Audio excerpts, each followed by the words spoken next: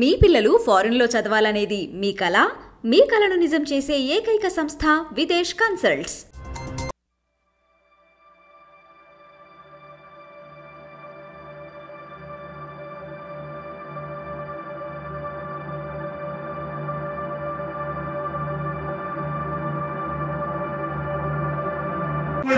నాగూరు వరకు 45 కోట్ల రూపాయలతో కొత్త రహదారి నిర్మాణానికి విస్తరణకి నిధులు అడిగితే ఆ రోజు మన రాష్ట్రం నుంచి 3-4 ప్రతిపాదనలు వెళ్తే దాంట్లో మాకున్న పరిస్థితి చెప్పగానే వెంటనే ఒక రోడ్డు నిర్మాణం చేయటం, అట్లాగే మైలవరంలో మన 30 పడకల ఆసుపత్రికి పెంచి అక్కడ కొత్త బిల్డింగ్ కట్టి ఎన్నో సేవలు అందించడానికి, వీటన్నిటికీ మన నియోజకవర్గానికి ఎంతో ఇతోధికంగా ప్రతి విషయంలో కూడా ముందుండి సాయం చేస్తున్నటువంటి కృష్ణబాబు గారు ఈరోజు మాకు ముఖ్య అతిథిగా వచ్చారు. వారి అమూల్యమైన సందేశం ఈ సభకి ఇవ్వాలని చెప్పి కోరుకుంటూ, కొండపల్లిలో అర్బన్ ప్రైమరీ హెల్త్ సెంటర్ 80 లక్షల రూపాయల ఖర్చుతో ఇక్కడ ఎస్టాబ్లిష్ చేసుకోవడం, ఆ బిల్డింగ్ కంప్లీట్ చేసి ఇనాగరేషన్కి మన ఎమ్మెల్యే గారు కృష్ణప్రసాద్ గారు పిలవడం చాలా సంతోషం. ముఖ్యమంత్రి గారు మన ఆంధ్రప్రదేశ్లో హెల్త్ సర్వీసెస్ ప్రజలకి అతి చేరువలో తీసుకురావాలి.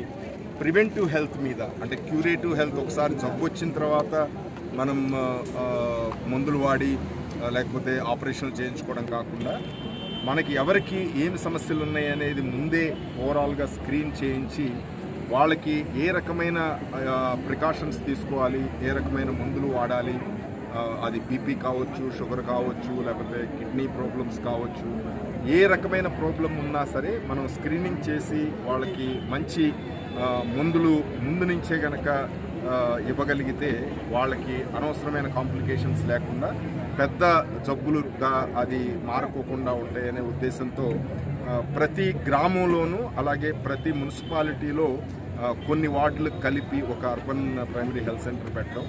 మనం రాష్ట్ర వ్యాప్తంగా చూస్తే కనుక 542 ప్రైమరీ హెల్త్ సెంటర్స్ మనం శాంక్షన్ చేసుకోవడం జరిగింది. సో ఇది ఆల్మోస్ట్ 370 కోట్ల రూపాయలతో మనం ఈ బిల్డింగ్స్ మనం కన్స్ట్రక్షన్ టేకప్ చేయడం జరిగింది.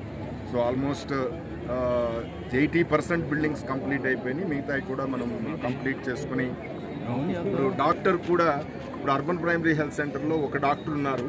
సో ముఖ్యమంత్రి గారు రెండో డాక్టర్ను కూడా, అంటే ఒక డాక్టర్ ఏదన్నా లీవ్ పెట్టినా లేకపోతే సపోర్ట్ ఉండడానికి సెకండ్ డాక్టర్ కూడా శాంక్షన్ చేయడానికి అంగీకరించారు.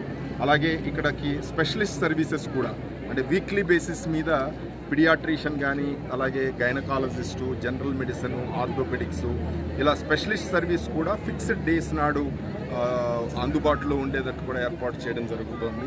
సో జగనన్న ఆరోగ్య సురక్ష ప్రోగ్రాము మనం ఏదైతే మేజర్ క్యాంప్ చేసి అక్కడ ఎవరైతే రిఫరల్ కావాల్సిన అవసరం ఉందో వాళ్ళని ఆరోగ్యశ్రీ నెట్వర్క్ హాస్పిటల్ పంపించామో ఆ ప్రోగ్రామ్ కూడా కంటిన్యూస్ బేసిస్ మీద జరపడానికి నిర్ణయం తీసుకున్నారు. డెఫినెట్గా మనం వార్డ్ లెవెల్లో ఏఎన్ఎం మనకి అందుబాటులో ఉండడం వలన మనం ప్రాపర్గా స్క్రీన్ చేసుకోవడానికి, ఫెసిలిటీస్ ఇవ్వడానికి ఇక్కడ ఆల్మోస్ట్ 172 మెడిసిన్స్ అందుబాటులో ఉంటాయి. అలాగే 60 రకాల టెస్టులు మనకి ఉచితంగా చేయబడడం జరుగుతుంది. సో రికార్డ్ అంతా కూడా ఎలక్ట్రానిక్గా అందుబాటులో ఉంటుంది.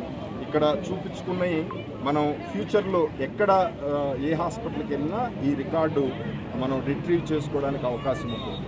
సో అన్ని అధునాతనమైన ఫెసిలిటీస్తో పెడుతున్న ఈ సెంటర్స్ని ప్రజలు బాగా ఉపయోగించుకోవాలని కోరుకుంటున్నాను. సార్, అర్బన్ ప్రైమరీ హెల్త్ స్కీమ్లో కాంట్రాక్ట్ డాక్టర్ ఉండటం వల్ల వాళ్ళు ఏదో ఒక పోస్ట్ వచ్చి మధ్యలో వెళ్ళిపోవడం వల్ల 1-2 నెలలు మళ్ళీ వైద్యులు వచ్చే వరకు అక్కడ వైద్య సేవలు అందరి పరిస్థితి నెలకొంది. ఆ రకం కాకుండా ఇక్కడ పర్మనెంట్ వైద్యులు అనే ఏర్పాటు చేసే ఆలోచన చేస్తున్నారు. అంటే ఇది నేషనల్ హెల్త్ మిషన్లో భాగంగా మనం ఈ అర్బన్ ప్రైమరీ హెల్త్ సెంటర్స్ పెట్టడం జరిగింది. As on today government of India, state government రెండు కలిపి ఇది స్పాన్సర్ చేస్తుంది. అందుకనే ముఖ్యమంత్రి గారు ఏంటంటే ఒక డాక్టర్ ఉంటే ఆ రకమైన ప్రాబ్లం వస్తుందని సెకండ్ డాక్టర్ని ప్రతి అర్బన్ హెల్త్ సెంటర్లో కూడా సెకండ్ డాక్టర్ని శాంక్షన్ చేయడం జరిగింది. ఫ్యూచర్లో చూద్దాము, బట్ ఇప్పుడున్న స్కీమ్ ప్రకారం ఏంటంటే ఆల్మోస్ట్ రెగ్యులర్ డాక్టర్కి ఎంతైతే శాలరీ వస్తుందో ఈక్వల్ శాలరీ వచ్చేటట్టు ఏర్పాటు చేస్తున్నాము. సో సెకండ్ డాక్టర్ కూడా పెడతాము, 3వ నర్సును కూడా పెడుతున్నాం కాబట్టి డెఫినెట్గా ఇక్కడ అవైలబిలిటీకి ఇబ్బంది లేకుండా ఏర్పాటు చేయడం.